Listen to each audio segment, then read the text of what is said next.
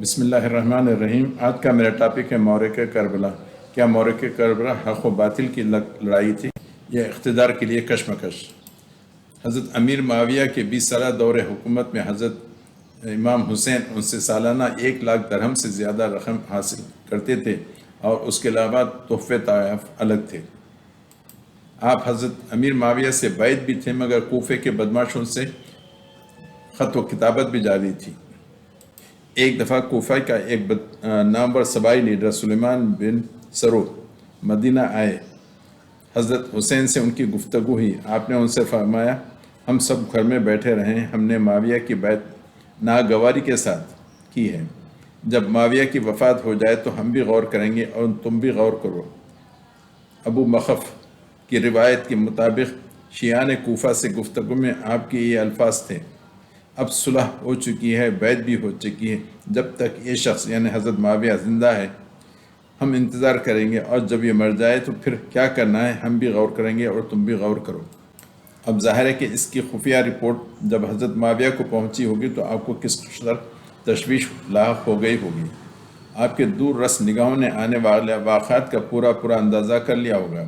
اس آخری بار بھی آپ نے ایک شفیق چچا کی طرح ایک خط لکھا جو بلازری کی روایت کے مطابق یہ تھا: حضرت حسین کو لکھتے ہیں، تمہارے بارے میں مجھے ایسی خبریں ملی ہیں جو اگر صحیح ہیں تو کچھ بعید نہیں۔ میں نہیں سمجھتا کہ تم خلافت کے بارے میں اپنے خواہش ترک کر چکے ہو۔ اگر یہ خبریں غلط ہیں تو تم بڑے خوش نصیب ہو۔ حسین، اللہ سے ڈرو، مسلمانوں میں پھوٹ نہ ڈالو اور انہیں خانہ جنگی کی طرف مت ڈھکیلو۔ کوفہ کے شرپسند عناصر سے ان کی ملاقات کو سامنے رکھنے کے بعد یہ حقیقت سامنے آ جاتی ہے کہ حضرت حسین کا خروج کسی اصلاح پر رعایا کو ظالم کے ظلم سے نجات دینے کے لیے نہیں بلکہ صرف حصول خلافت کے لیے تھا۔ حضرت حسین کی ایسی کوئی تقریر نہیں پیش کی جا سکتی جس میں آپ نے اپنے خروج کا مقصد کسی غلط کام کی اصلاح یا کسی ظلم کا ازالہ بتایا ہو۔ حضرت حسین کی یہ قربانی اسلام کے لیے ہوتی تو ضرور رسول اکرم صلی اللہ علیہ وسلم آپ کے بارے میں بھی فرماتے کہ میرا یہ بیٹا بھی سید ہے۔ جب یہ اسلام پر نازک وقت آ جائے گا تو یہ بھی اپنی اور اپنے کنبے کی قربانی دے کر اسلام کو بچا لے گا، جیسا کہ رسول اکرم نے حضرت حسن کے بارے میں کہا تھا۔ لیکن ایسا کوئی ارشاد رسول حسین کے بارے میں نہیں ہے۔ اگر یہ واقعی یہ عظیم قربانی اسلام کی بقا و احیاء کے لیے ہوتی تو تاریخ میں انقلاب ضرور آتا۔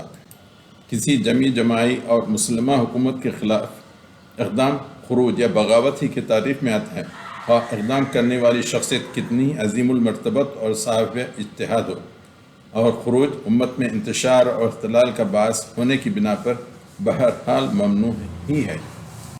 حضرت حسین جان بوجھ کر ایک سوچے سمجھے منصوبے کے تحت حکومت کا تختہ الٹنے کے لیے جا رہے تھے۔ بہت سارے اشخاص نے آپ کو روکا۔ مثلا حضرت عبداللہ بن عباس نے کہا، کیا تم اس قوم کے پاس جا رہے ہو جنہوں نے تمہارے والد کا قتل کیا اور بھائی کو یعنی حسن کو زخمی کیا؟ تمہارے والد اور بھائی اس قوم کوفیوں سے ناراض تھے۔ میں تمہیں اللہ کی یاد دلاتا ہوں، مجھے اندیشہ ہے کہ تم ایک دھوکے میں آ رہے ہو۔ حضرت عبداللہ بن عمر فرماتے ہیں، تم دونوں یعنی حسین اور عبداللہ بن زبیر، اللہ سے ڈرو اور مسلمانوں کی جماعت میں تفرقہ مت ڈالو۔ پھر حضرت ابو سعید خدری نے حضرت کہا، حسین نے مجھ پر خروج کرنے یعنی اپنا ساتھ دینے کے لیے کہا، تو میں نے کہا اپنے دل میں اللہ سے ڈرو اور اپنے گھر میں بیٹھے رہو، اپنے امام کے خلاف خروج مت کرو۔